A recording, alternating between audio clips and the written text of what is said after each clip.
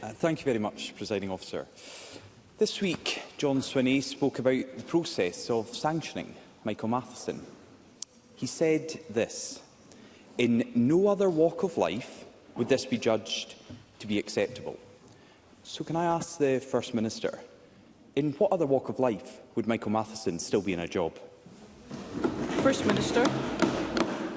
I think the issues in relation to the case of Michael Matheson have been well exercised within Parliament, and Parliament came to its conclusions yesterday, and I accept the conclusions that Parliament arrived at last night. Douglas Ross. I'm not surprised John Swinney wants to move on as quickly as possible, and he accepts the judgments that Parliament came to last night. What the people of Scotland want to know is John Swinney's judgment, because we haven't heard that yet. He refused to support any sanction at all for his friend Michael Matheson. That MSP has now been banned from Parliament for 27 days, but he's not been suspended from the SNP by John Swinney. People across Scotland think Michael Matheson should have been sacked because they would have been in the same circumstances. It's one role for the SNP and another for everyone else in Scotland.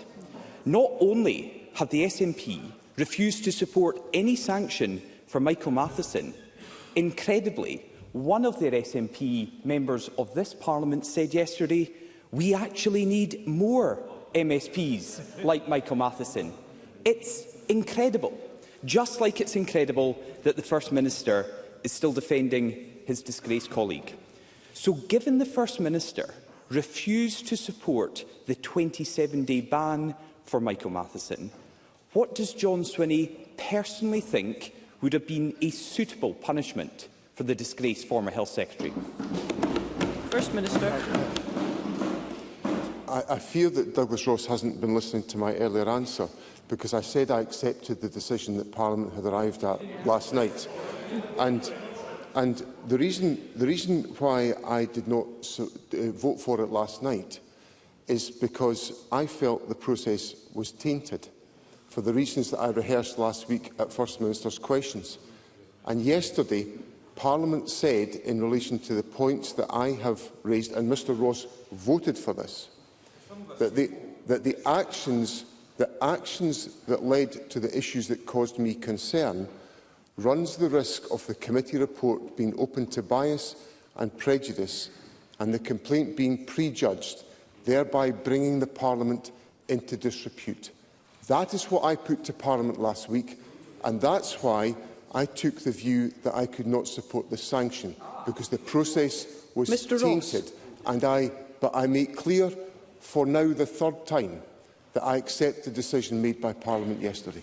Douglas Ross. That's not clear, First Minister, because you've just said you don't support the sanction. Your words, I don't support the sanction, so tell us what you would support. What is the sanction that would be reasonable for John Swinney to accept against Michael Matheson?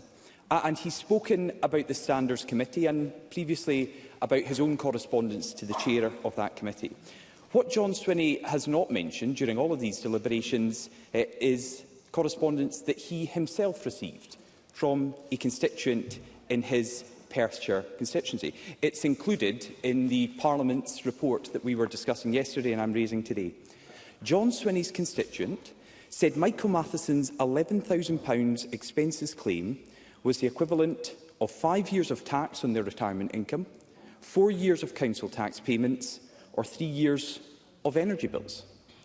And Michael Matheson, in the words of John Swinney's Perthshire constituent, said this: he removed that money from the public purse for his own personal gain in a false claim. Now, that was sent to John Swinney in November. His constituent was calling for Michael Matheson to resign then.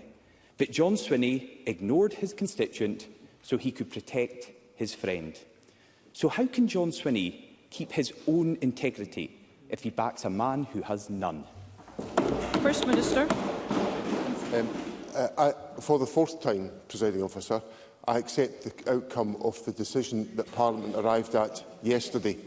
And what that includes is an acknowledgement by Parliament that the process that was undertaken by the committee risks bringing the Parliament into disrepute. Now, Mr Ross cannot escape what he voted for last night. And what that means is that Parliament has got to consider how it exercises its responsibilities in accordance with the principles of natural justice, which I am glad that Parliament agreed last night that the parliamentary corporate body should initiate an independent review of the Parliament's complaint process to restore integrity and confidence in the Parliament and its procedures. And that's what Parliament's decided to do. And what I will do is I will engage directly with my constituents who have returned me to this Parliament on 6 occasions. I will continue to engage with my constituents on a regular basis to serve them as faithfully as I have always done, and I will extend that to faithfully serving the country of which I have the privilege to be First Minister. Douglas Ross. John Swinney claimed he was a safe pair of hands, but even he must accept the shambles he has made of this scandal. But let's just listen to what John Swinney previously said, when it was Henry McLeish who'd claimed expenses and then paid them back. John Swinney's words, if the SNP members would like to hear. People around Scotland will be staggered by the amount of money that is involved. Crucially, the bond of trust that must exist between Scotland's First Minister and the people has been broken.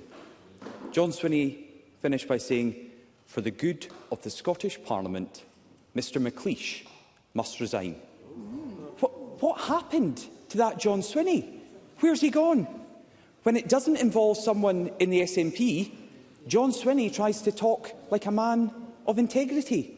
He demands resignations. He speaks of trust. He preaches about honesty. But now it's his SNP friend. He's abandoned the principles he once had.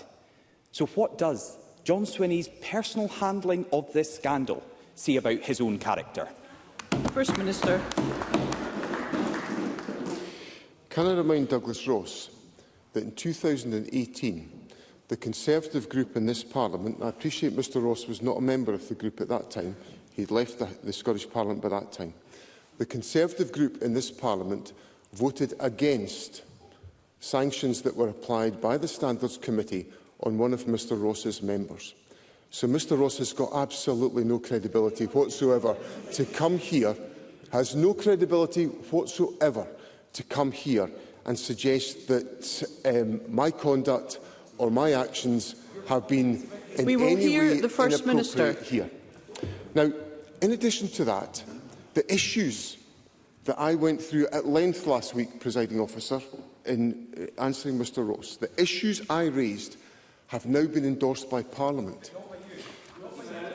First Minister, Mr Ross, you are aware that unless you've been called to speak, we should not be hearing any other member other than the member who's been called to speak. First Minister. So, Presiding Officer, the issues I raised have now been endorsed by Parliament. Mr Ross, I am going to ask you to apologise.